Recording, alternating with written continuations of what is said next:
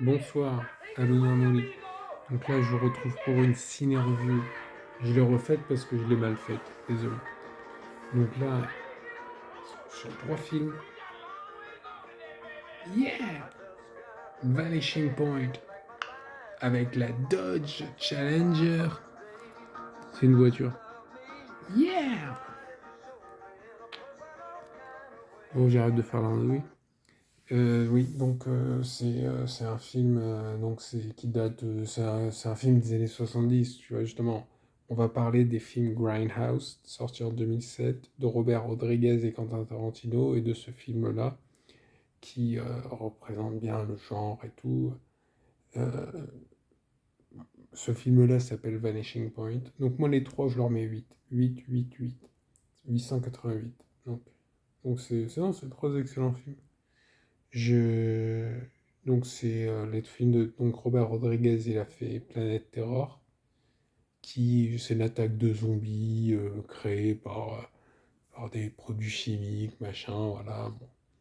Et il y a notamment ces Machine Girl, vous savez, avec son flingue, machin, enfin, faut voir le film. Et tu sais, elle tire avec une mitraillette au bout du pied, par exemple, tu vois, c'est très réaliste, c'est comme je dit à ma mère, c'est un film avec une morale, quoi. La morale, c'est si t'as une jambe en moins, bah, tire avec un flingue au bout du pied, quoi. C'est la morale. Mais ensuite, il y a donc euh, Death Proof. Death Proof que j'avais un peu négligé à l'époque parce que je connaissais pas le film qui était la source d'inspiration et tout. Et j'avais été déçu parce que la première partie du film, qui est vraiment géniale, après, ça retombe un peu. Mais ça reste quand même très bien. Avec une fin, bon, elle vaut ce qu'elle vaut, mais tu vois, c'est un petit peu en connaissant le film, en ayant vu Kowalski, machin, en ayant vu la voiture, on comprend. Donc pour ça, voyez Vanishing Point avant, à mon avis, avant de voir Death Proof. Mais franchement, si vous voyez dans le sens inverse, moi c'est le cas, parce que étant né en 1980, je connaissais pas ce film-là. Franchement, ça vaut le coup de le voir avant, je pense. Mais ça reste quand même un très bon film. Donc Death Proof, il y a Kurt Russell qui joue un rôle intéressant. Il y a Rosario Dawson dans la seconde partie. Dans la première partie, je sais plus le nom, il y a. Putain, comment ça s'appelle? McDonald, je sais pas quoi. Il y a une meuf. Notamment, il y a une lap dance. Il y a non, c'est pas. Il est bien, il est bien. La première partie, en tout cas, elle est vraiment excellente.